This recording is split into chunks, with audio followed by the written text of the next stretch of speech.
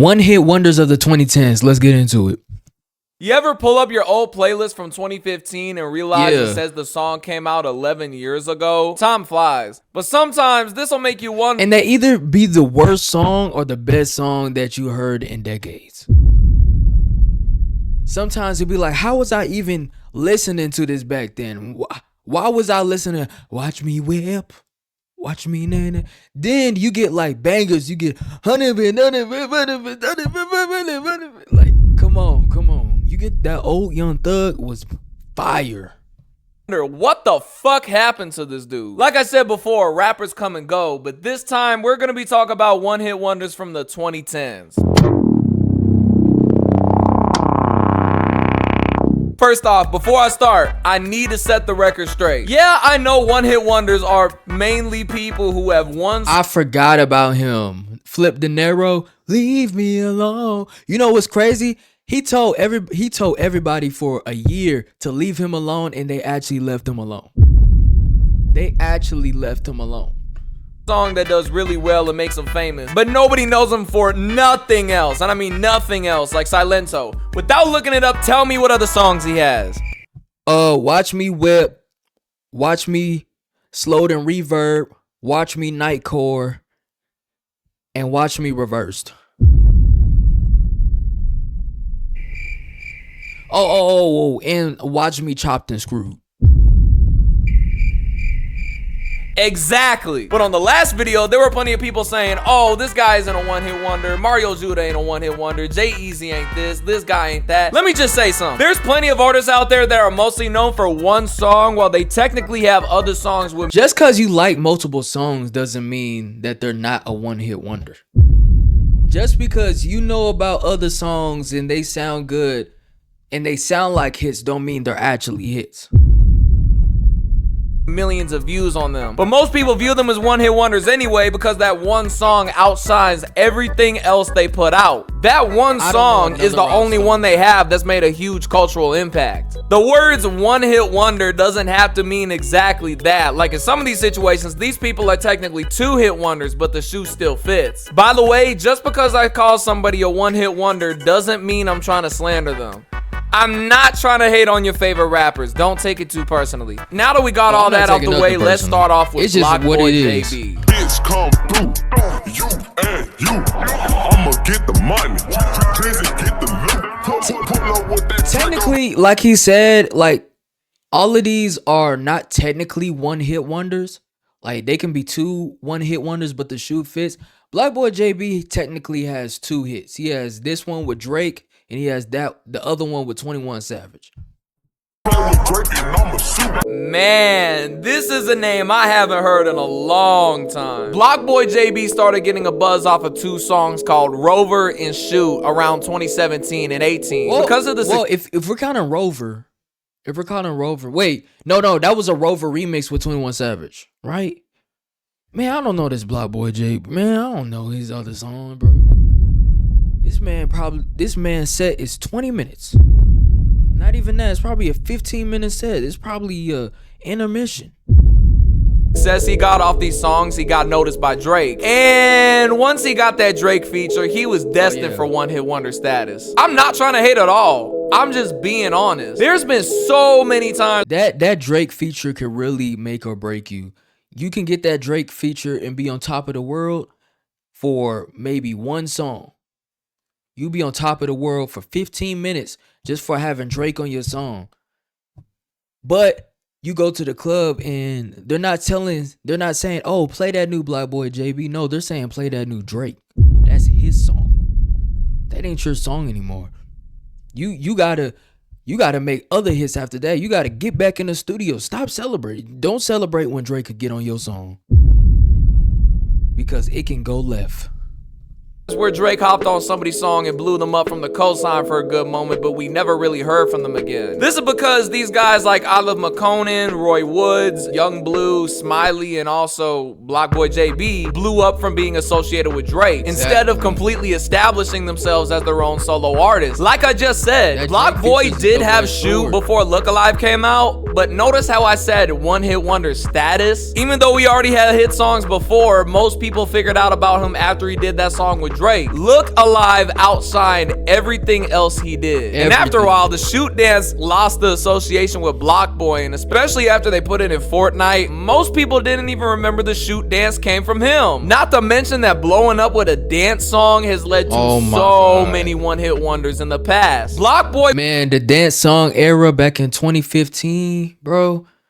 The dance song era, everybody was trying to make a song to get on Musically. Well, you know what's so crazy? That's not even crazy to say right now, because most artists are making songs intentionally to go viral on TikTok.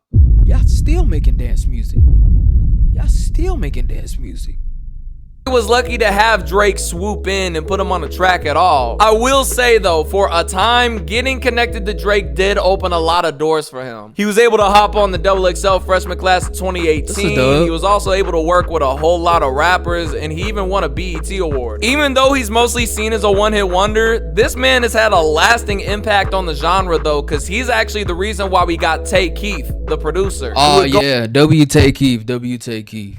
Go on to produce Look Alive, Nonstop by Drake, Sicko Mode, First Person Shooter. Jimmy Cookson is responsible for 4 #1 hits, 11 songs that hit the top 10, and countless other Billboard charting songs over the past 8 years. By the way, y'all, RIP to Tay Keith. He literally just died a few weeks ago. Block Boy and Tay Keith were actually childhood friends since the age of 14, so I know Block Boy is having a tough time right now. I send my dearest condolences to Block Boy. Yeah, he was. I remember the day he died. Block Boy was.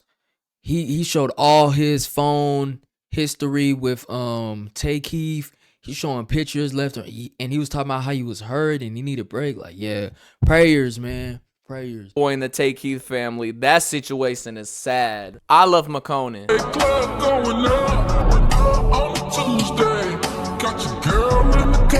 Still be on TikTok though. If you're really tapped into SoundCloud, you know he's had some hits on an underground level, but he was really brought into the spotlight when Drake hopped on Tuesday in 2014, and he became one of the unfortunate souls who signed to OVO Sound. Say what you want about Drake's music. Hey man, if you get signed to OVO, man, you will never be bigger than Drake. And I love Drake. I love Drake too, but it's just the truth of it. Who is bigger than Drake on OVO? Who is bigger than Drake in OVO? Music, his success or whatever. That man is horrible at putting people on and making their careers last. He will hop on the feature, Drakeify the song, make it a #1 hit, sign the motherfucker. And you know what? I think Drake never wanted to become an actual label. Like, I remember Kanye saying that, he didn't want to really start good music, but the label came to him and offered him a deal where he could have his own label and sign artists for a boost. I think that's exactly what happened to Drake here. Then use him to advance his own career, and then we never hear about him again. There's a reason why they call OVO Sound Drake's personal sweatshop. The only person who's made it under this label is Party Next Door. The Weeknd did help Drake on his album Take Care, but he still never signed to his ass. And that was the best decision Abel could have ever made, because he went on to be an even bigger. He said Abel. He said Abel. Under this label is Party Next Door. The Weeknd did help Drake on his album Take Care, but he still never signed to his ass. And that was the best decision Abel could have ever made, because it's Abel. And you know what's crazy? You're not able to say his name. You're not able to say his name, Squid. Bro. He went on to be an even bigger star than Drake. But in McConan's case, shit started going south after some old ass tweets from 2010 resurfaced. He was basically just making fun of Drake, saying a song of his was corny and saying he looked like Elmo. But in 2015, yo, he fried Elmo.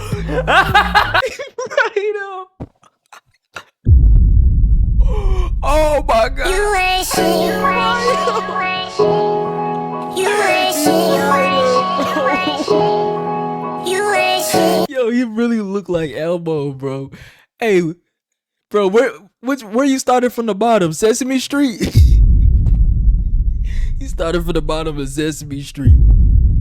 But in 2015, his Twitter account got hacked, and the hackers made him say this: "Fuck Drake and OVO for getting on Fetty Wap's remix and leaving me in the cold. Fuck a cosign. Forget all these new rappers. I'm Grammy nominated with or without a Drake cosign." Did Monty Even hack though his McConan account? got hacked for Drake, this was the last straw. Cornered by Hold on. Rob Stone, and in his own Oh words, my at God. least associated with Drake being possibly home. Lead to this messing with Did Monty hack his account? Cause that's the only person where Drake took his verse off and he put himself on the remix. So did Monty hack I Love McConaughey's account? Yo, that's crazy. McConaughey's career. When Drake invited McConan to come to the Wireless Festival in London in July of 2015, but in 2015, without a Drake cosign. Even though McConan got hacked for Drake, this was the last straw. He didn't exactly believe those tweets were made by hackers. So this whole thing fucked up their professional relationship, which would eventually lead to this messing with McConaughey's career. When Drake invited McConan to come to the Wireless Festival in London in July of 2015, at first, everything seemed to be going well. Drake brought him out on stage and let him perform. McConan did the hook, Drake did his verse, McConan did the hook again, but then right before his verse came on, they cut the song off. Got your girl in the cutting, she choosing. We got London going up. Got your girl in the cutting, she choosing. And London going up. Got your girl in the cutting, she choosing. Make some motherfucking ass one time. He petty. That's one thing about Drake. He petty. Cause he's basically sunning McConan here. It's like, bro, you only big because of me. You only big because of me, and I'm gonna show you why. They don't even care. Nobody in the crowd is saying, hey, play that new McConan verse. Play that McConan verse after that hook. No. We're gonna end it right here. Cause he's showing you right now, nobody cares. Nobody cares, McConan.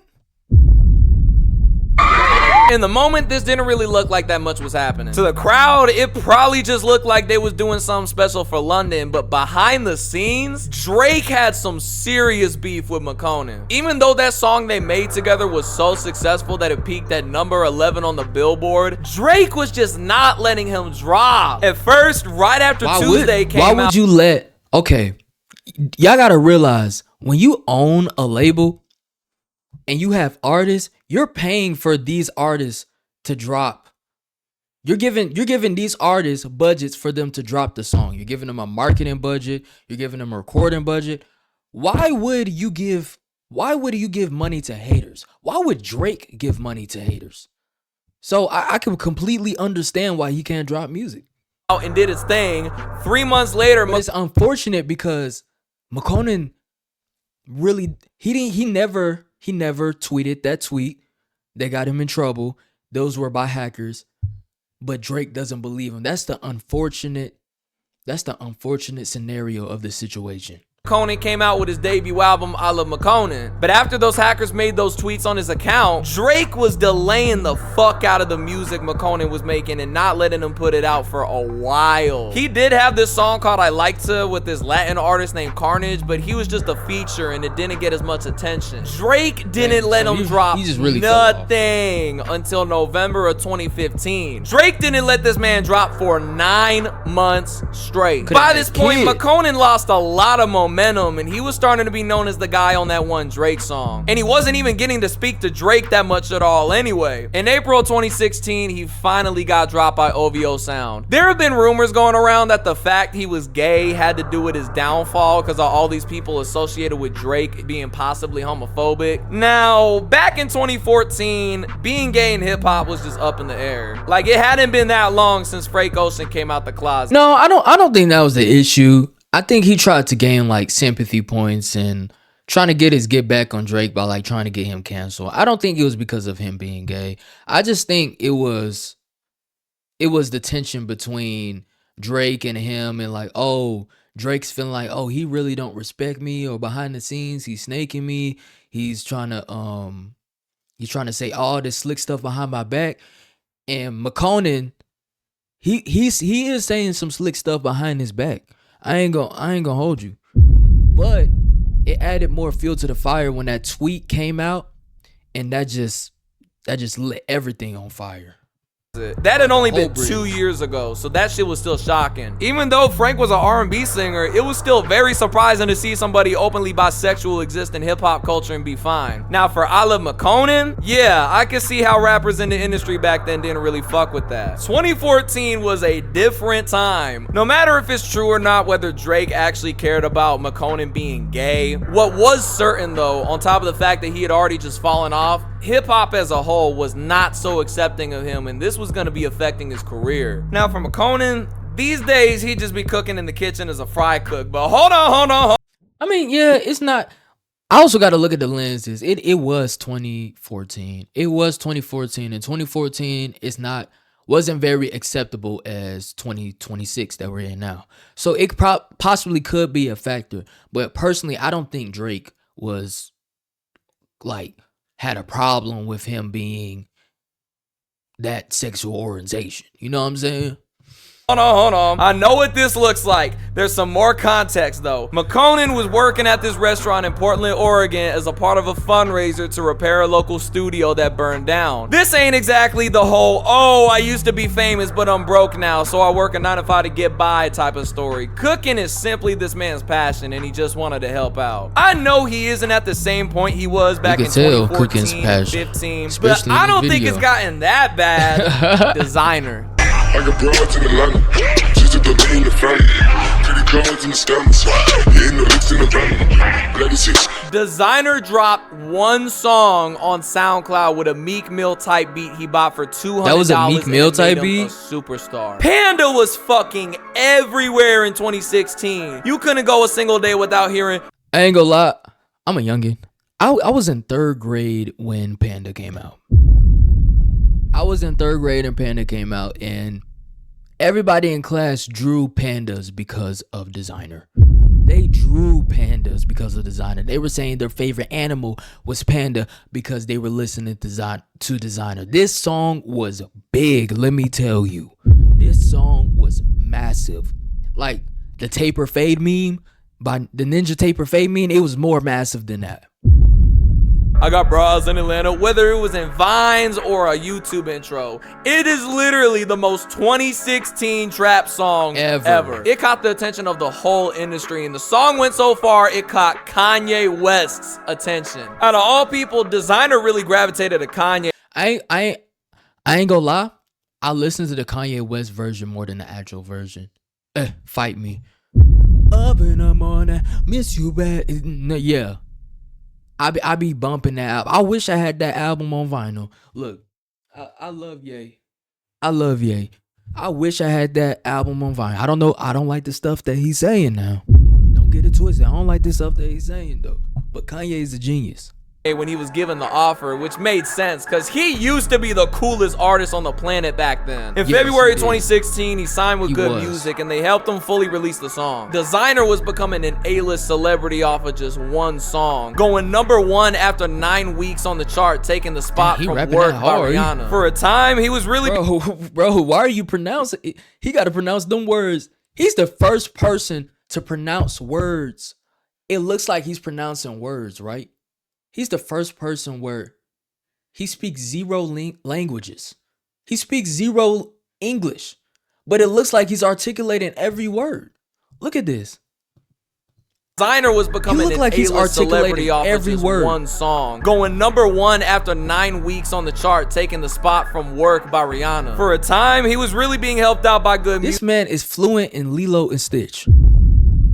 music. He was featured on Father Stretch My Hands Part 2 and Freestyle 4 off of Kanye's album The Life of Pablo. He was performing at South by Southwest. He was in the studio with Mike Dean. He got a place on the XXL freshman class of 2016, and this is where his song Timmy Turner came from. He basically took his XXL freestyle and did it again in the studio. He was all over the place working with rappers such as Gucci Mane, 2 Chainz, Travis Scott, Pusha T, and Quavo, just to name a few. By the end of 2016, just a year after dropping Panda, it already went 4 times platinum. Dang. Keep in mind, this was all from his debut single though. He was only 18 and his entire world around him completely changed over the span of a year, becoming the hottest rapper out of New York at the time. Going #1 off your debut single is one of the most insane things that can happen in an artist's career. But this really puts a lot of expectations on you, because after you come out and get famous and you have your own little moment, it's a pressure. You gotta have another song. Outdo yourself or just keep going no matter how big or small you are. This type of situation almost always leads to one-hit wonders, but at first people weren't immediately thinking he'd pan out like that, because his mixtape New English was promising. It debuted at number 22. I hate seeing people sag their pants that low. I ain't trying to see a man's butt. Who do you think I am?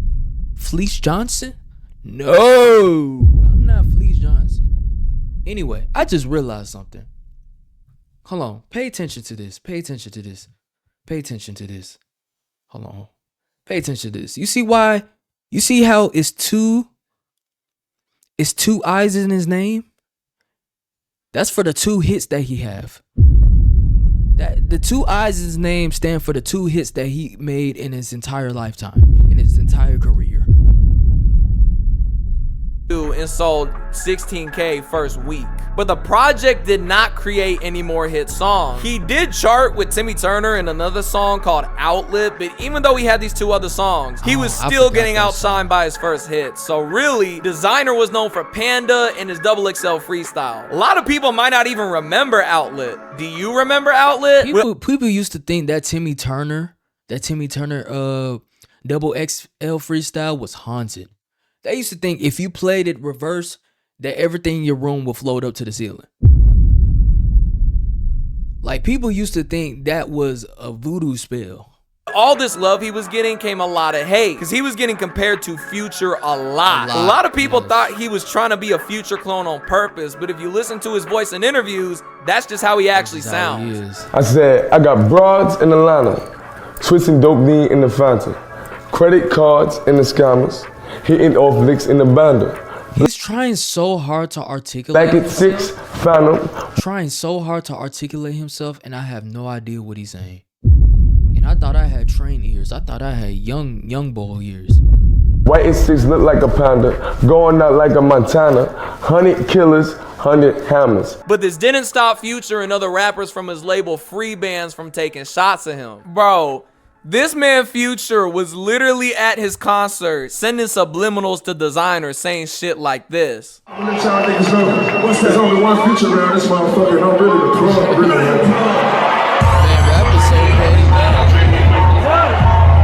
Rap is so petty, man. They send subs every chance they can get. They send subs every chance they can get. You get a sub, you get a sub, you get a sub, you get a sub. They're the sub Oprahs. And at another show, he literally insulted some of his fans in the crowd for not being hype enough by calling them Designer fans. And right side, y'all must be Designer fans or Sierra fans or something. Rap is petty, man. Rap is super petty. What y'all must be Designer fans, huh? Yeah. Y'all must be Designer fans. Y'all not loud enough. Y'all must be Designer fans. No, there's probably 5 fans of Designer. Designer's fan base could probably fit in the small elevator comfortably. On a song with Lil Durk in 2016, and even though Future wasn't the one who said the line, Lil Durk said this. Real money, free op, nigga. I love Designer, no rap, nigga.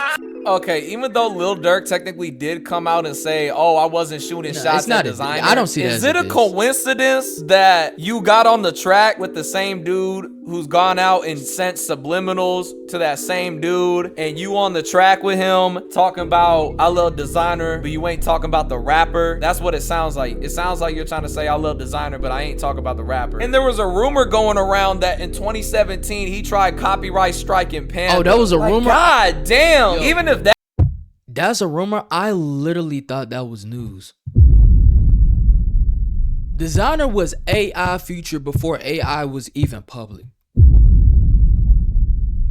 Like if it was in court, let's say we're in court, right? I'm Future.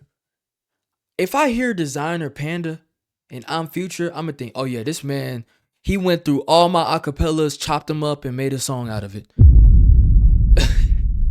I would urge the judge to make him pay about $15 million in damages. That rumor ain't true. This man has so much beef with Designer back then. This shit is crazy. And one of Future's artists signed under his label, Doughboy, he also dissed that man in the past. With all this pressure of instantly being an A-list celebrity put onto Designer, the love and the hate, including stuff in his personal life like his dad being in a coma at just the age of 18, he started doing drugs to cope with it all. By this point, man, everything he was doing was getting out. He going the child actor route.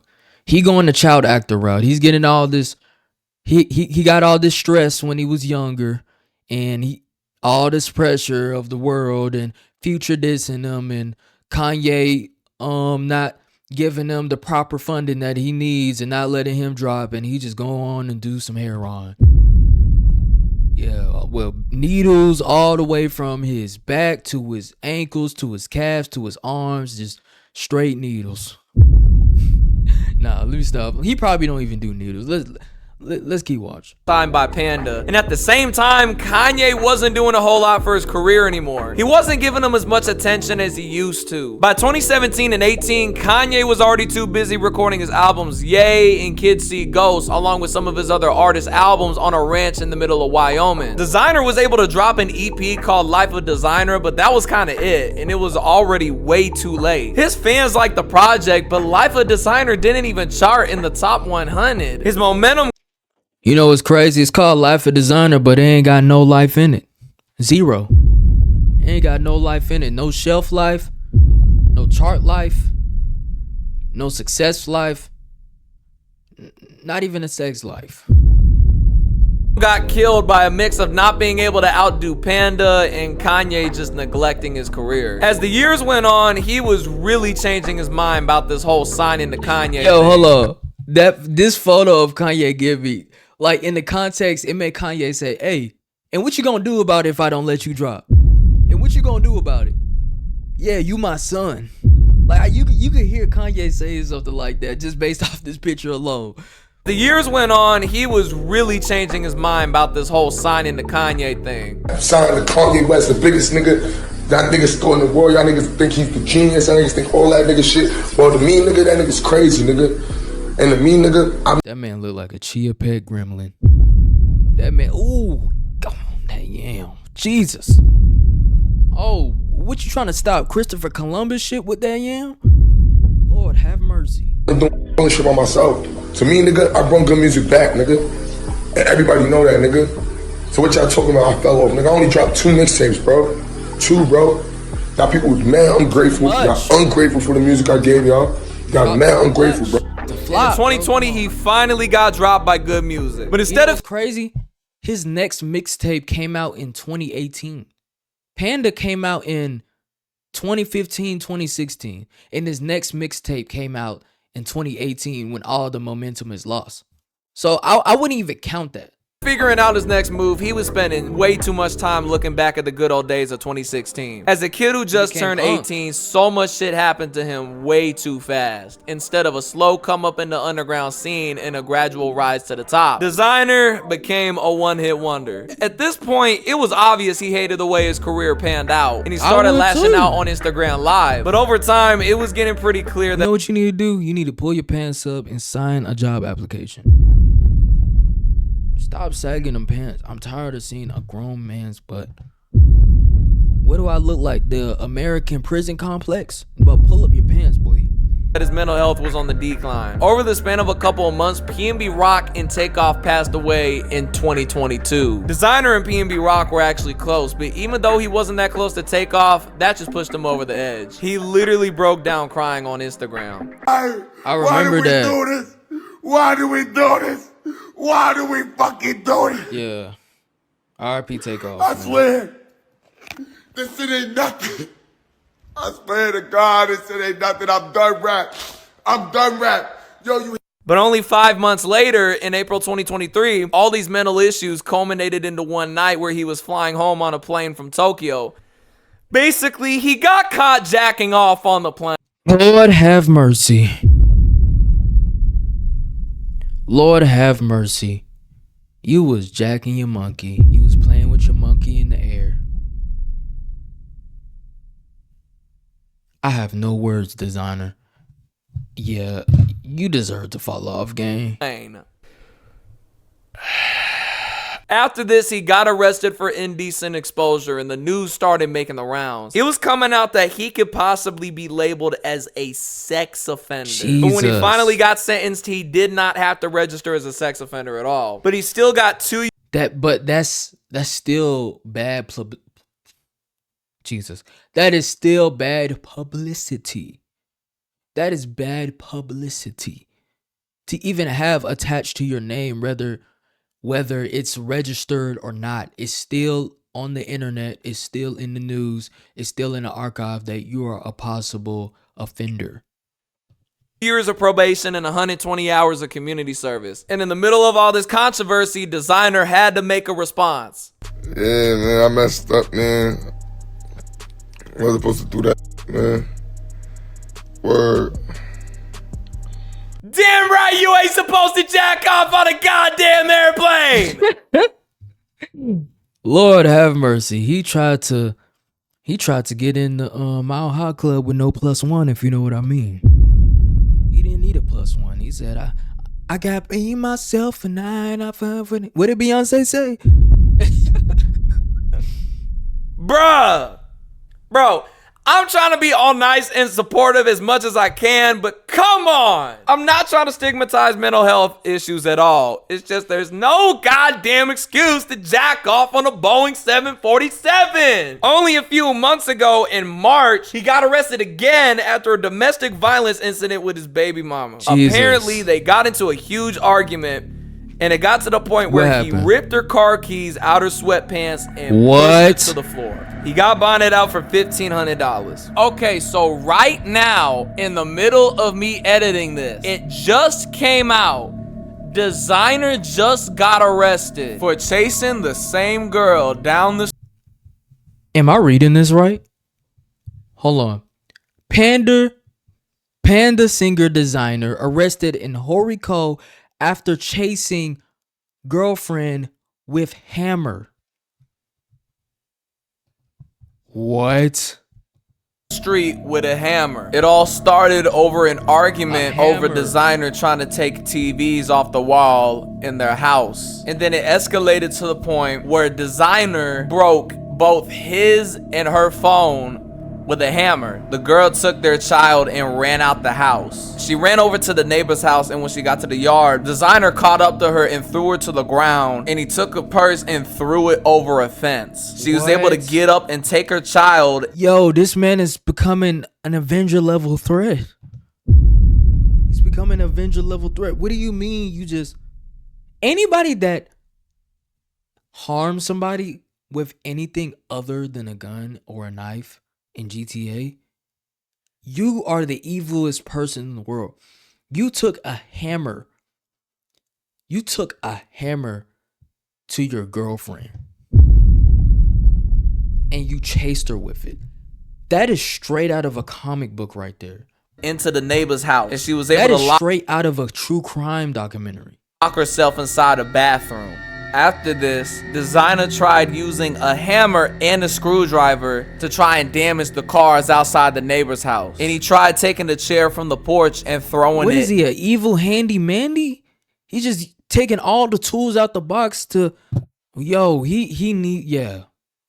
Put him under the jail. Put him in the shoe. Put him in the shoe.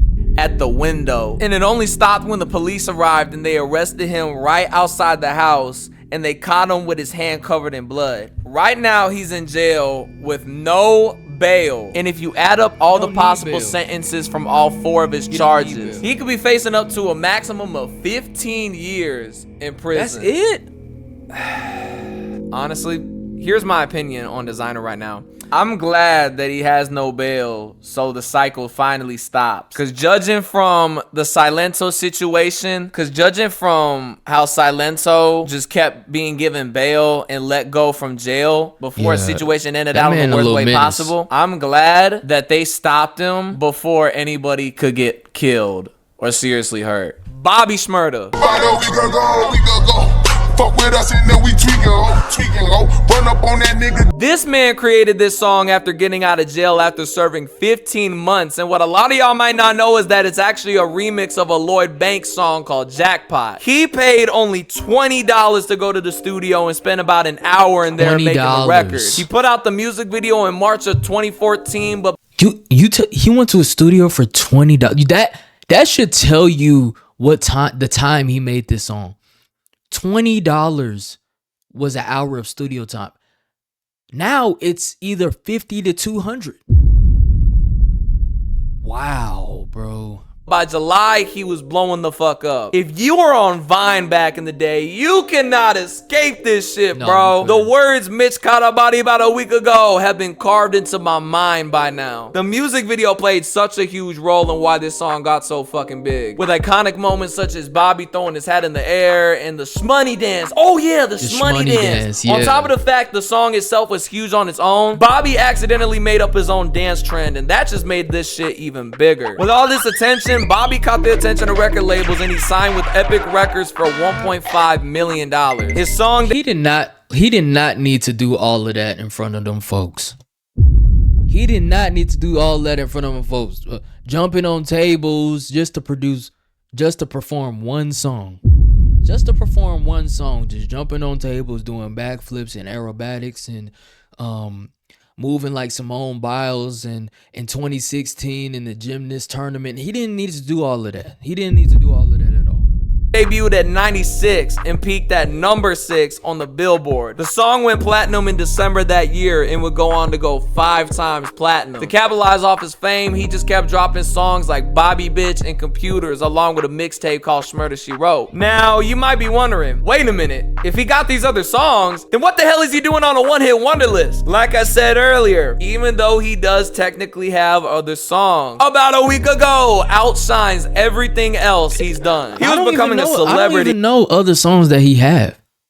No, I genuinely, like, I'm not even trying to like be like rude or petty or like trying to look bro. Like I really don't know other songs that he have. I really don't know. I thought that was his only song. Like I thought that was his only song that was present on music platforms. As other rappers were doing the shmoney dance he did in the music video, with rappers like Meek Mill and Drake bringing him out on stage. Bobby had high hopes for the future as his life completely changed around him in the span of a year. Even though he blew up and got famous, he was still pretty involved in the streets like he was before. People don't really realize this, but Bobby Shmurda was technically one of the first drill rappers from New York. Think about... I hate that like rap culture is full of... Well, it was back in the day. It was about rap culture and street culture overlap. Now you could just lie. You know, they just get on BandLab and they just lie. But back then, like, they used to be big on keeping it real, staying true to your roots. But like, it's one thing to stay true to your roots, and it's another thing to just be stupid. You're just stupid. You're still doing criminal activity.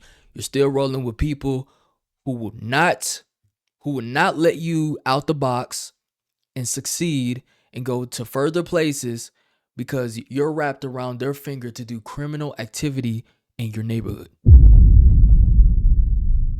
It's stupid. You need to cut off your day ones. The bad ones, and just keep succeeding. You're fumbling the real bag, the legal bag.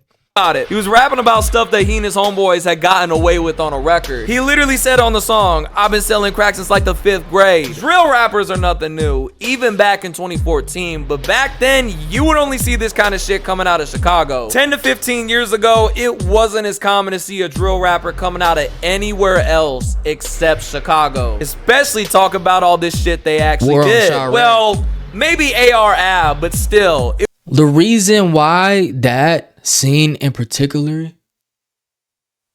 the reason why that scene in particular, oh my God, the reason why that scene in particular took off was because of DJ Academics. DJ Academics' coverage on the war in Chirac exploded Chicago drill artists. It wasn't as common. But the very things Bobby said on that song that made him famous would eventually put him behind bars. Everything was going good for him for a little while until he got arrested in December along with 14 other people in his gang GS9 at the studio. They found about 21 weapons in there and a little bit of coke and... Prison could be the worst or the best thing for rappers. It's especially worse for the rappers who only have one hit. If you only have one hit, you're going to lose a lot of momentum just being away from the public eye and being in prison. Like, it's bad. It's bad. Like, if you're going to stay out of trouble, please stay out of trouble. If you're a rapper, stay out of trouble in the first the first year and the second year of your blow up. Like, just stay out of trouble, keep your head down, release music, do interviews, like get your name out there, then you could do all the bad stuff. Okay, you're gonna have an audience that actually care about you when you get out. You know what I'm saying? Like Finesse 2 Time or K-Flock. Bobby's pocket. The cops knew everything and they gave his gang so many charges I can't even name them all. Bobby Shmurda has to be the rapper with one of the shortest times spent in the spotlight. Really, Bobby Shmurda barely got bailed out before he was famous back in June of 2014, so the cops was already on his ass for a while. He blew up in July, got signed, enjoyed about a good 5 months in the spotlight before he got arrested again in December. Bobby got charged with conspiracy to commit murder, reckless endangerment, and having illegal guns and drugs. Like I said, he basically got arrested for all that gang shit he was doing and talking about on his song. Bobby Shmurda was being held on $2 million of bail, and the label was not gonna pay that off. As members of GS9 were being sentenced to multiple decades in prison, and one guy getting as much as 113 years, things weren't looking so good for Bobby. The cops were trying to use interviews looking for times where he slipped up and he was about to get out in 21-27. That don't even sound like a real year, don't it? 21-27. If he got locked up in 2014, he'll get around 21. He'll get out around 21-27. Don't even sound real, man. Or not even 21-27. Not even 21. No, it is 21-27. Yeah. Had some incriminating shit, and lyrics from his songs as evidence, including the "I've been selling crack since the 5th grade" and the "about a week ago" line. Bobby was an example of the snitching on yourself on a song meme, but this was in real life. But they never got to use any of those songs as evidence though, but he was still facing up to 25 years. However, he ended up taking a plea deal that made him serve just a couple more years than he was originally sentenced to, just so his friend Rowdy Rebel could also serve the same amount of time. Instead of just 5 years, Bobby served 2 more just so his friend could get out sooner. This move had a lot of people respecting him for taking one for the team to help out his friend. When Bobby got... Is that your boyfriend or something? I ain't taking 2 years for nobody. Shoot, I'm not taking a month for nobody. No, I'm not taking no time for another man. What do you mean 2 more years? You taking 2 more years, and you could have got out earlier, but you want to... Come on, bro. Is that your boyfriend, bro? Come on, bro. I'm not doing that for another grown man. Got to prison though, he got caught with a shank that his girlfriend tried giving him during the visitation, and he got sentenced to 4 years. But that 4 years was included with his current sentence, so he didn't have to do any extra time. But in November 2016, he got into a huge fight and got sentenced to solitary confinement for a month. After moving to a different jail in 2017, he wouldn't get in any more trouble there. And he actually started blowing up again while in prison when he got featured on a song with 6ix9ine in 2018. You number 25 on the Billboard, nigga. Nah, you mean me, nigga. We, nigga. We, you know that. I like that talk. You know I that. like that talk. Talk to me nice, you hear me? Nina. That's my name. Yo.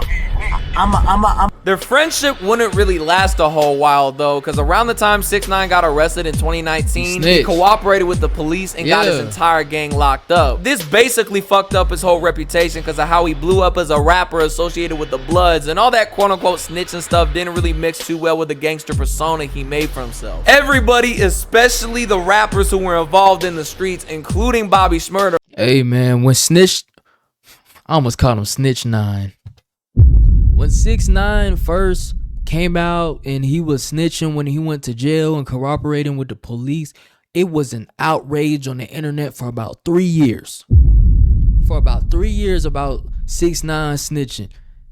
There were so many clickbait YouTube videos and be like, 6ix9ine snitches on insert rapper that's popping. And it would get like 3 million views. It was a time. It was an era.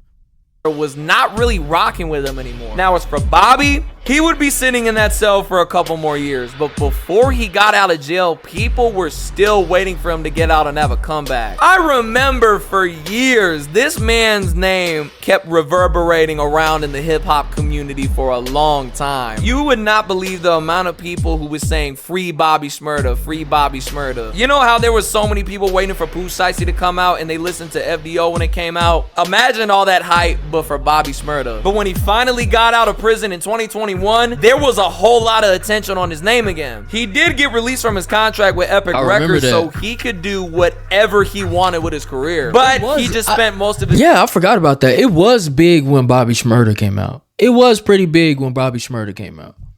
But I didn't hear his music though. He wasn't big for his music. He was...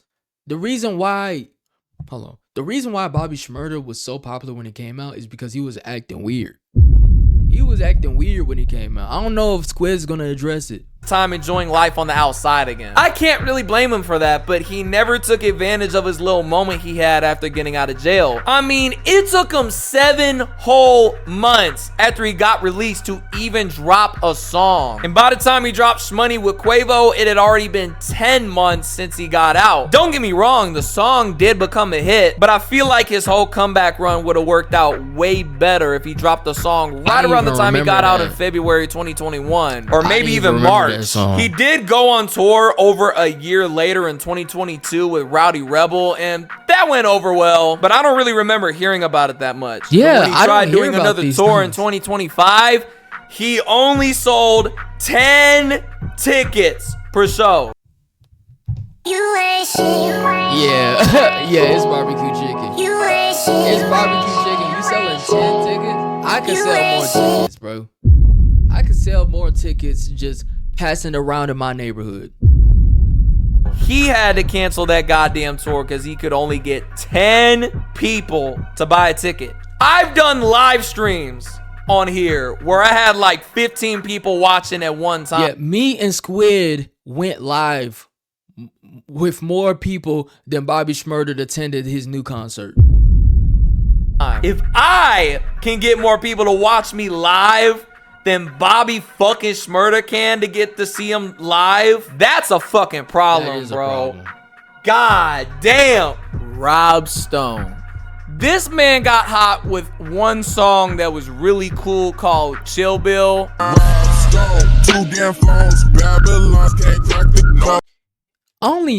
The only reason why I will bump this song is because of the beat. And I mean, that's what a lot of songs these days, but like, I feel like it was just such a cool sample flipped into like a hard trap beat. And that's why it was so like big. I don't remember just Rob Stone. People just listen to Chill Bill for Rob Stone specifically. It was the beat. The beat was all over YouTube intros. It was on Vine. Like it was big. That beat alone was big. and ruined his whole career after he sent his guys to go beat up XXXTentacion at a concert of his in 2017. Designer, who are literally just talking He beat up X. about earlier, is somehow related to this, because the whole reason why this entire beef started was because of one night that happened on Designer's tour, the Outlet tour in 2017. Ski Mask the Slum God and Rob Stone were both opening up for Designer on his Outlet tour, and from the very beginning of the tour, Rob Stone had some problems with Ski Mask. According to him, on the very first night of the tour in Seattle, when Rob was doing his third song of his set, Ski Mask ran out onto the stage and tried shaking people's hands in the crowd, and Rob said he was quote-unquote fake turning up with him. What the fuck does fake What does that turning even up mean? I guess What does that even mean? Yo, you got one hit, and now you think you Kanye West. You think everybody out to get you because you got one hit. he got really offended by this though, because he told him to not do it again. A week goes by and now they're about to perform in San Diego. Ski Mask supposed to perform at 8:30 p.m. while Rob's scheduled to go on at 9. But Ski was an hour late to his concert and that pushed back the show. And by 9:30, Rob Stone just comes out on stage, and right when he was beginning his set was when Ski Mask walks out on stage. And with the way that Rob Stone talks about this, you would have thought he got embarrassed in front of everybody, but here's what actually happened. All these bitches broken. If you didn't know it's here, all these bitches bogus. Never truly know them. Hey, niggas in my business, get up out your business. You don't really want it. Hey, all these bitches on the board, I never been this focused. Real life, running with my niggas. Get out talking money, get out talking money, get the matches. So I gotta stab these. All my niggas get it, now I got it. I fuck your bitch like I did. Get that nail like I did. Fuck up with shit like I did. They know we next like I did. It looked like it was very embarrassing for Ski Mask. Like he felt embarrassed. Security was pushing him around, and he's standing there really awkwardly. He was literally just standing there on the side for 5 seconds and he got calmly escorted backstage. In the video, it looks like there's a little misunderstanding because Ski Mask thought that he was gonna go on first because that was what was originally planned. Yeah. He didn't even interrupt the concert at all. You can see in the video, Rob Stone's still able to perform just fine. But for some fucking reason, he took this very personally because he thought that Ski Mask tried to disrespect him in front of everyone in his hometown San Diego. Is the disrespect in the room with us right now? But really though, that's it. But when XXXTentacion saw this video on Twitter, he said this. Not reading this out loud, but I can't. I'm not reading that out loud either. But X, the one thing about X is he was a true friend. He was a true friend, and he was a true ride or die. So goddamn. Rob Stone replied to this saying, I am not Drake. Because this was back when X was beefing with Drake over the KMT Look At Me stuff. And then he made another tweet saying, at Ski Mask, at XXXTentacion, don't come around here with all that bullshit. Then Ski Mask comes in and says, is there a problem though? Because you see how your quote-unquote team tried me. We can tell all the fans the details. He basically insinuated that after he got escorted backstage in this video, Rob Stone's people was trying to press him. The next day, he got jumped on stage.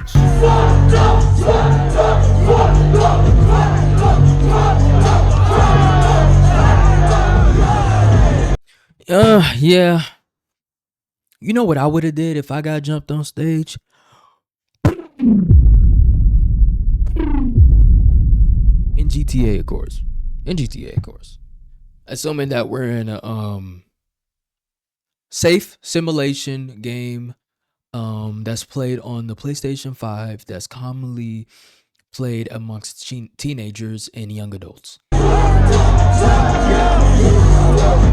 Apparently, Ski Mask ran backstage and got cornered by Rob Stone, and in his own words, at least 8 other 40-year-olds. They beat him to a bloody Pope. But even though he didn't get knocked out or injured that much, Ski Mask still got the wind knocked out of him and got left on the ground in his underwear. The situation got so serious that in his own words, he saw people pulling out knives, and eventually the cops and paramedics had to be called. And apparently Rob Stone was meaning to do all this to him backstage, but the night of the concert, Ski Mask just decided to go straight to the stage, which led to this whole fight breaking out in front of everyone. Rob really decided to do all this to him because Ski Mask was late to a turning concert up one time, and for some shit that XXX said on Twitter. Look, I get it, X instigated this shit even further. No, but he bro, did. why not go after him? He did, and the one thing about X is he has no problem with putting hands on somebody. He has zero problems doing that. X was real as it could be. What the fuck did you have to beat Ski Mask for? Speaking of, he eventually did go after X 2 months later. Originally, I thought that Ski Mask and XXX got beat up over the span of a week or two, but Rob Stone got Ski Mask beat up in April of 2017, and he was so mad for 2 months straight after that. He sent one of his goons to run up on stage and knock out X in front of everybody when he was on tour in June of 2017. I could understand if it was a week, 2 weeks, but 2 months, bro, just at that point, just let it go, bro. Just let it go, bro. 17.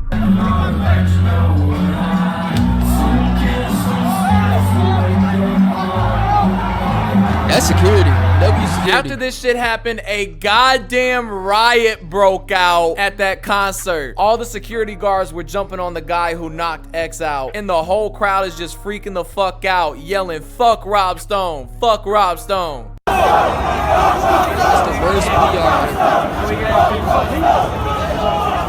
The riot got so crazy that somebody got stabbed and the cops had to be called to shut it all down. After doing all this research on this guy, now I understand why all the X fans fucking hate him. He started this shit over nothing. Before it even got to this point, there were fans in his comments talking about some, "Bro, don't take this too far. Bro, don't beef with him, please. Bro, don't entertain this shit." But he did.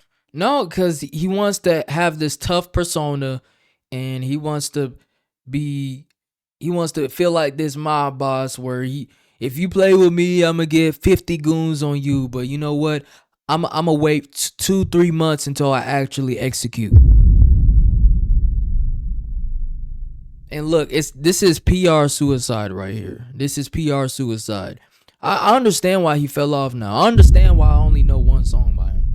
Didn't listen and decided to crash out twice over nothing, and it fucked up his reputation. Even before all this, Rob Stone was already considered a one-hit wonder because he had been in the game for like a year at this point, and he had been only known for one song. So I don't really think he would have stuck around that much longer anyway. But this whole beef just ruined his chances of continuing in the spotlight at all. As for that one song though, it was a pretty nice song. It was really, really good. But for some fucking reason, like every other one-hit wonder, they needed to make a remix for this shit. The song was good by itself. Rob Stone, Jay Davis, and Spooks already did pretty fucking good on the song. I don't really think we needed Cousin Stiz, whoever the fuck that is, on this song. But alright, before we get to these last two, I would like to name some honorable mentions in this video, because if I did a full deep dive on every single person who had a one-hit wonder in this decade, I would be here for over an hour. So let's go through these people real quick. Honorable mention goes to Kyle and Drum. Yeah. Lil Yachty hopped on these motherfucking songs and became way bigger of a person than both of them. Lil Yachty Drum was had on a his run. song Cha Cha copied by Drake, apparently. Yo, Lil Yachty was on a run. During that time, Lil Yachty was polarizing too. I remember Lil Yachty was the first example of the generation disconnect between rap. Like, I was younger because I was in fourth grade, third, fifth grade. Like, I was in elementary school. I was in grade school, and I would listen to Lil Yachty, and I'd be like, "Oh, this is hard. Oh, this is hard." People in middle school, they listen to Lil Yachty. "Oh, this is hard." People in high school, "Oh, this is hard." Now, people that were older, they would be like, "Oh, this is trash. Music is dying, etc., etc. This is mumble rap, etc., etc." But like, Yeah, Lil Yachty was on a run during this time. He was on a run. He was polarizing. He was doing his thing. Apparently in 2016, and Kyle was just seen as too corny. Kyle was like more on like that positive type of shit in his music. Like nothing wrong with talking about more positive topics and like yeah, Kyle was on his rainbow and sunshines. His music consisted of rainbow and sunshines and lattes on Saturdays. He was the definition of positive rap back in the day. Rap song. Chance the Rapper is cool. Yeah, Chance the Rapper. A lot of too. people fuck with I Chance like the Chance the Rapper's Rapper old better, music. though. They fucked with him back then. Positivity ain't the issue. I think the issue was how Kyle just presented himself. Honorable It's just corny. How Kyle did it was just super corny. That's why a lot of people can't get with it. mention goes to the guy who made Gassed Up Shorty, Nebuchadnezzar. I swear to God, this man kickstarted the whole plug wave in 2015 and just dipped. Honorable mention goes to Ayo and Teo. These guys were originally dance YouTubers but became famous as actual rappers. You cannot escape that goddamn song in 2017, bro. Honorable mention goes to Trinidad James. This man told us about how he got gold all on his watch, gold all in his chain, and ever since he's been paying his those fits were garbage. Yo, can I look at these gold fits all on his watch. What is he wearing? Gold all in This is the worst fit that I've seen in my life. This man got sweatpants with his socks over the sweatpants. He got his socks. Oh, this is nasty work right here. And he's wearing a panda beanie. He's wearing a kawaii schoolgirl panda beanie on his chain, and ever since he's been paying his bills with that sneaker show on Complex. Honorable mention goes to T-Wayne. Y'all might be saying, who? This is the guy who made nasty. T-Wayne, he always be on that TikTok and he just be talking, bro. He literally just be talking, bro. T-Wayne, he'll do music reviews and all of that, and he's very heavy on AI music. I can't really get with T-Wayne because of that. He is very heavy on AI music being normalized in the industry, and I just can't get with it. I respect him for using that song and putting his money in the right places for him to be successful, but like that whole AI music thing, I can't do it.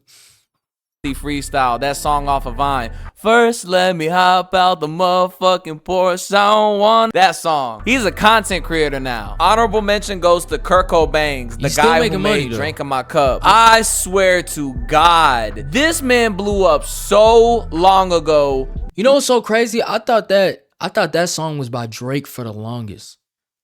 And that's probably why he fell off, because like you can fall off by sounding too much like another artist. I really thought that was Drake. I really thought his song premiered on 106 in Park. That's gotta make some of y'all feel old as hell. But for real though, why the fuck did nobody tell me that Drake stole this man's entire swag?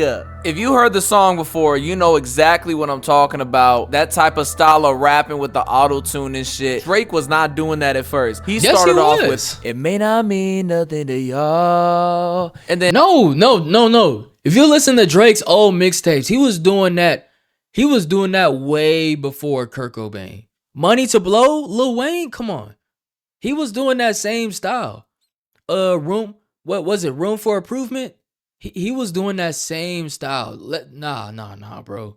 After Kurt Cobain came out, this man just took his fucking swag, bro. Stole his whole flow. And ever since like 2012, maybe 2013, haven't seen him since. Honorable mention goes to the Hotheads. Some of y'all might be saying, who? These rappers are the Unexpected Like a Mixtape, Catch You With Your Crib. If you're reading this, it's too late. Guys, you heard that right. These motherfuckers was actual rappers. They had entire career. I thought they were just Vine creators. I didn't know they was actual rappers. I thought it was just like YouTubers or something. What? Years beyond just those videos on Instagram. They came together and made a whole ass song with its own music video back in 2016. And fun fact, These guys went to the same high school as Juice WRLD. Unlike most rappers, they actually avoided signing a record deal. All right, finally some rappers who understand the labels have it out for them. Their careers panned out like most one-hit wonders, but the difference is, I bet they made all that fucking money from those streams. They've had their own impact on the culture by coming up with the snapping and saying, when somebody's rapping thing, and low-key popularizing the whole trend of freestyling at school and posting that shit to the internet. Look, before y'all roast me, that's not what I said. I know people been rapping in the cafeteria for ages, but I don't really remember any. People was rapping in the cafeteria for ages, right? Like he said. But nobody was taking videos and posting them to Instagram until the Hi-Hats was doing it. And I'm pretty sure that's what he's about to say right here. Anybody going viral for that before these guys. I know he's not a rapper, but honorable mention goes to Gautier. Remember that song, Somebody That I Used to Know? Yeah, that's who this is. This man's case is a mix of getting too big with your first hit and just not wanting to be famous anymore. Before Somebody That I Used to Know, he was actually big in Australia in the 2000s, but around 2011, he crossed over into America and the rest of the world with this song. For a time, this was the biggest song in the world. It went #1 in 30 countries, and in America, it was at the top of the charts. There's probably a Kids Bop version of this song right now. There's probably a Kids Bop version of this song. There's probably an Alvin. Remember Alvin and the Chipmunk remixes before Nightcores? I bet you there's an Alvin and the Chipmunks cover of this right now. This was big. This used to be played at elementary schools. This used to be played in malls. This used to be played in JCPenney, all sorts of stores and reads. This was a big song right here. For 8 weeks straight, and it broke records for being one of the best-selling digital songs ever. This shit got 11 million sales in a year. Wow. Since this was back in the day when people was still listening to music on iTunes, those 11 million songs was 11 million people buying this shit with real money to hear the song. Even though he was known before in Australia, Somebody That I Used to Know was his very first impression to most people, and getting this goddamn big right out the gate instead of having a more gradual rise to fame has led to so many people being one-hit wonders in the past. You're noticing a pattern? But in Gautier's case, he was one of the few people who saw all the success, the worldwide fame, the Grammys, the money, and just decided, I'm done with this shit. Over time, he was really getting tired of it, hearing his own song over and over again, or having to play it at concerts, and then everybody leaves. I get that. You get tired of doing repetitive tasks. Especially as a creative, you definitely get burnt out of doing the same task. And you put yourself in a box of, then I don't even want to perform anymore because that means I'm going to have to perform this song and I heard this song 1,000,000 times. Like, as an artist, you hear your song 1,000,000 times before it's released and 1,000,000 times after it's released. I can completely understand him for feeling tired and burnt out from all of this. For the rest of his set. On top of the fact it was getting annoying as fuck to deal with being a famous person. So in 2014, he announced to the entire world, there ain't gonna be no more Gautier music. And we've barely seen him since. Most of these photos I'm showing you right now are from 2011 or 12. Other than one song he came back with in 2024 that had a lot of success, that's kind of been it. He's just been making music with his friends for all this time, just doing whatever the fuck he wants with his life outside of the spotlight. And if you have a song as big as Somebody That I Used to Know, like a diamond certified song, you finna be rich for the rest of your life. So you can basically do whatever you want from there. Honorable mention goes out to any dance song. Juju on that beat, Teach Me How to Dougie, Hit the Quan, Millie Rock on Any Block, I Be Flossin', Hit the Whoa. This ain't just limited to the 2010s too. This also includes even older songs like the Cha-Cha Slide, the Laffy Taffy, Cupid Shuffle, Swag. That Cha-Cha Slide hasn't been given up yet. You'll still hear the Cha-Cha Slide. And in 20 years, guess what? You still gonna hear the Cha-Cha Slide. The Cha-Cha Slide ain't going anywhere. But to be fair, Cupid, the guy that made the Cha-Cha Slide song, he also has the song Flex that been blowing up. That blew up a couple years ago. Like, he's still, I guess he has some here and there, but it wasn't as big as the Cha-Cha Slide. The Cha-Cha Slide is going to be here till the end of time. It's probably going to be in, like, if humans evolved again after 1,000 years, they still gonna play the Cha-Cha's live. Surfing, you're a jerk, lean with it, rock with it. Okay, I think you get it now. Any song where you're talking about the steps of how to do a dance becomes a huge trend for a good while, but since people are mainly focused on the dance trend, they ain't too focused on the artist behind the song. So because of this, the rapper almost always falls off the face of the earth, and their legacy lives on through getting played at school dances, prom nights, homecoming, or anywhere outside. One of these people that has gone through this exact thing is Silento. By the way, y'all, this video is gonna get really depressing. Just warning y'all. Oh, God. What a lot of people don't know about Silento is how He's he a crazy really dude. had a rough childhood growing up. From the moment he was born, the doctors found multiple drugs in his system because his mama was using weed, coke, and heroin when she was pregnant with him. According to him, he grew up watching his family members talking to the walls, fighting, and trying to kill each other. His childhood played a part in him suffering from depression and anxiety. Oh, he got a villain origin story. Oh my God.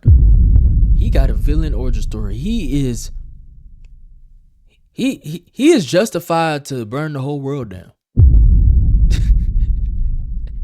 He is justified to burn the whole world down if he wanted to, which would affect him his entire life. In hindsight, everything I just mentioned here was a warning sign of what Silento would do years later. When Silento got to the 8th grade, he started getting into music as a part of a rap group, but later on, he just started rapping by himself by the time he got to high school. And in senior year, he posted Watch Me Whippin' Nene on SoundCloud around the time he turned 17, because he wanted to prove his haters wrong at his high school after he lost the talent show. Originally, it didn't really get that much traction, but that didn't stop him from performing it at birthday parties in his own high school. He was also promoting the song on his Instagram and SoundCloud, but what got the song popular in the first place was when Silento got a deal with the music distributor TuneCore. I didn't know and that. They worked with Dance On, another company that works with dance channels on YouTube, and that company basically paid the channels that work with them to dance to the song. I remember seeing that video. Popular as a dance trend. I remember From there, seeing these it got videos bigger of on the YouTube, dance. and it also made its way to Vine. And by the summer of 2015, Silento was finally blowing up. Signing to Capitol Records only made him even more famous from there, and they helped him officially put the song out everywhere, and that's when it went global. It peaked at number 3 on the Billboard, and a month later they dropped the music video and he was already performing on Good Morning America. By the end of 2015, the song already went 4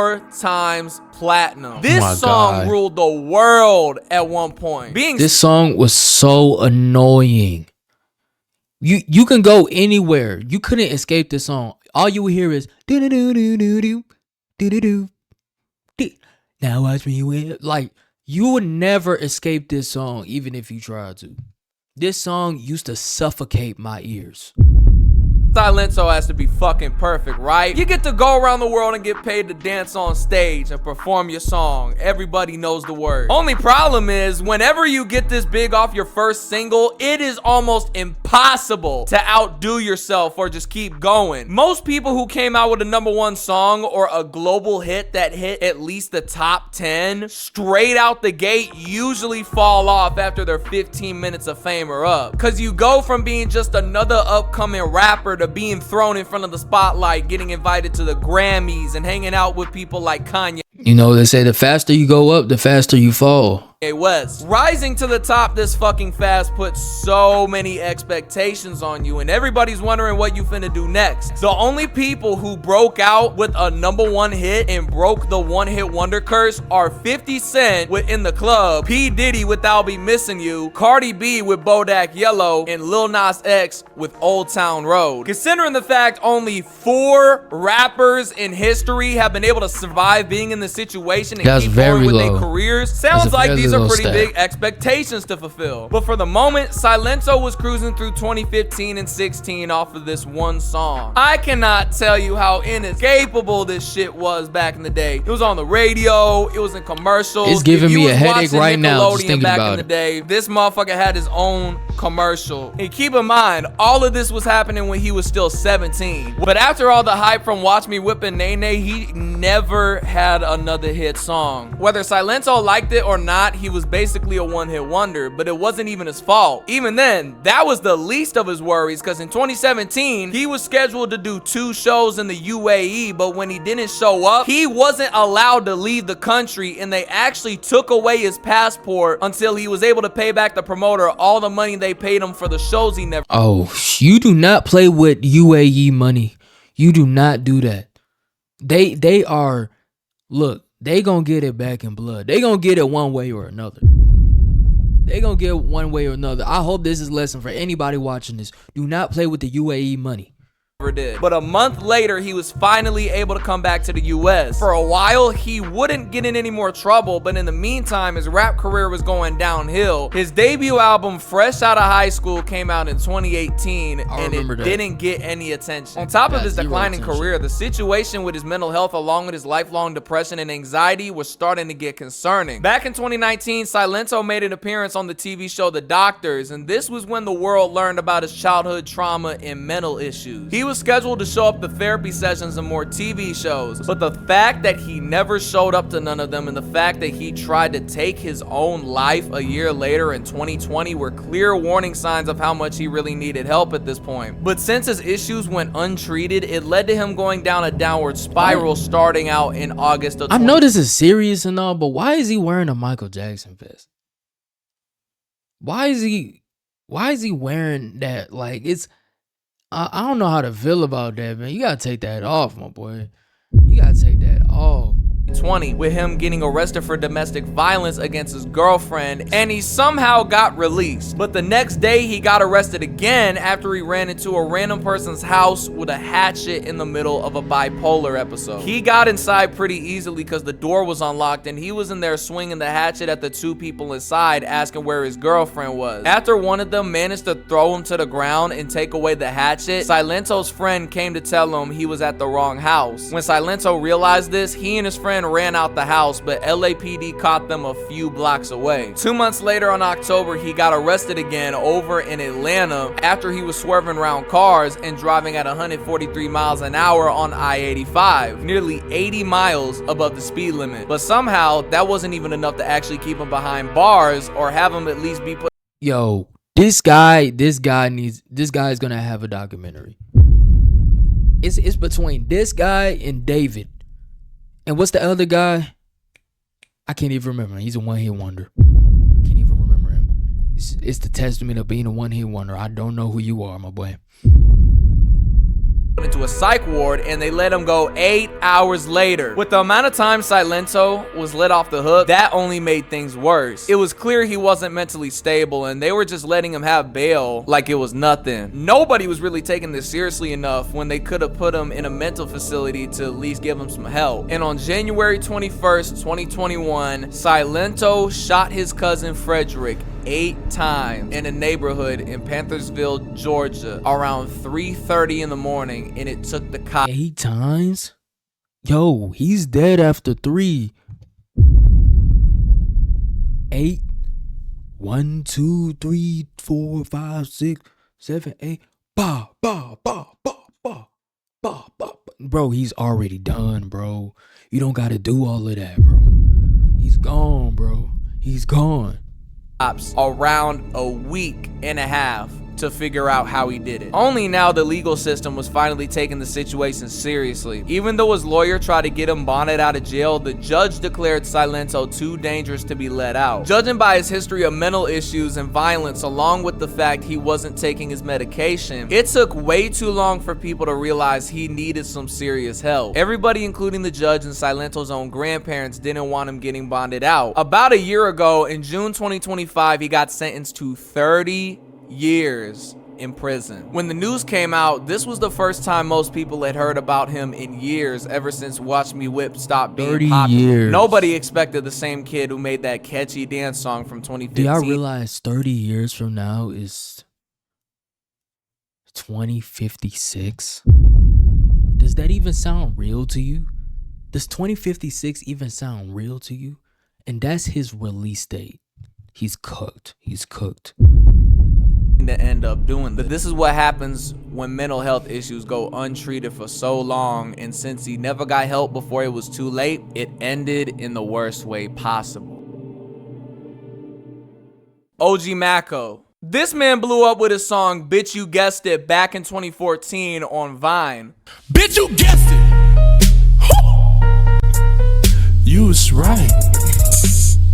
The This is hard. That impact was this hard. song had at the time was unpredictable. I know you're probably used to hearing stuff like this plenty of times before, but the hard-ass 808s over a simple trap piano beat with dumb lyrics and ad-libs came way out of left field for 2014. This was before SoundCloud went mainstream, so people weren't really as familiar with this type of sound yet. OG Maco was really ahead of his time. When he made the remix with 2 Chainz, the song debuted at number 94 and peaked at number 90. He signed to Quality Control and got on the XXL freshman class of 2015. He isn't really credited for his influence a whole lot, but it can be seen in the fact that he had a more darker and rock-inspired aesthetic and called himself a rock. Yeah, he was. OG Maco, in a way, was a pioneer for the SoundCloud era, ranging from the fashion and the simple piano beats and the hard 808s. Like, he was a pioneer for bringing that all to the mainstream. I'll give him that.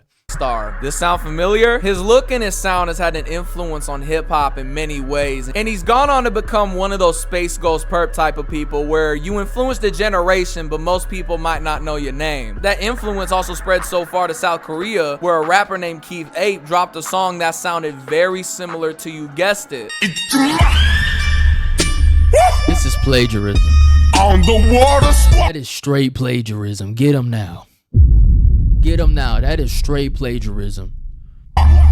This started up a little. You went to Genius, Google translated it to Korean, and just recited it. That is straight plagiarism.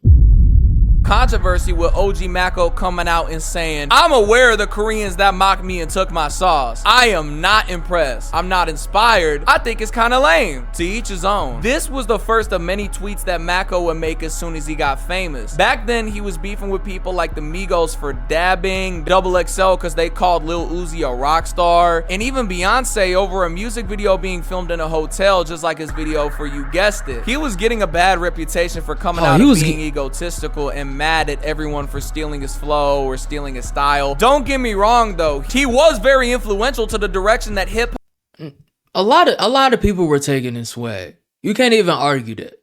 A lot of people was taking his swag, but he was too new to criticize everybody, especially big names like Beyonce and all sorts of A-list people who already been established. He could have worked it out where he collabed with them, but he took the prideful position and tried to like little bro them and say, oh, y'all got this from me, I'm influential. He basically think he Kanye West. hop was going over the rest of the 2010s with that whole emo rap stuff, but he was going out of his way to press people for no reason. Another time he got on the Future for how he glorifies drugs in his music. This time he did have a good point though, but he was doing the same thing in his own music at the time, and people were calling him out for his hypocrisy. Part of the reason why people don't really remember him that much for his influence was because That's different. If you calling out somebody for promoting a certain message and you're promoting the same message, people are going to catch on to that and people are going to look at you crazy. Like me right now. I'm looking at you crazy, my boy. he got too caught up trying to prove himself to the world by just talking instead of just showing it through his music. He would never have another hit song after You Guessed It, and all these tweets played a role in what happened to his career. OG Maco's case was a mix of just not being able to come up with a follow-up to his first hit and getting too much of an ego. But this was the least of his worries, because a couple years later, in July 2016, he got into a car wreck so bad that he almost died from it, but by the grace of God, he survived. Although he had a lot of injuries and lost one of his eyes. In 2019, he had a minor skin rash, but the doctor didn't treat it right, and it ended up turning into a full-on flesh-eating disease on his face. All these health problems led to him falling into a deep depression to the point of him wanting to end it all. For years, he had discussed on interviews with Vlad TV that he was feeling suicidal. But for 8 years, he was being forgotten by most people, and he wasn't getting any help for his mental issues. It all culminated into one night around Christmas of 2024. Police were called to investigate a gunshot at OG Maco's house, and he was found injured in an attempt to take his own life. He was rushed to the emergency room and had emergency surgery done on him. Y'all, if y'all haven't caught it up already, mental health is super important, especially when you're dealing with spotlight and you're dealing with body dysmorphia. Bro, mental health is very, very, very important, guys. He was put on life support, but after spending a week in the hospital in a coma, he was unable to be revived, and he was pronounced dead December 26, 2024. Damn, A pioneer of R.I.P. trap metal and an influence on the rap game for years to come, gone too soon at the age of 32 because his mental issues went unchecked. Don't let his comments from all those years ago take away from the fact that he needed help that he unfortunately never got. Yeah, that's a big problem. That's a big problem. People not getting the help that they need. Okay, shorty, okay, shorty, okay, shorty, okay, shorty, okay, shorty, okay, shorty, okay, shorty, go to that bag, go to that bag, go to that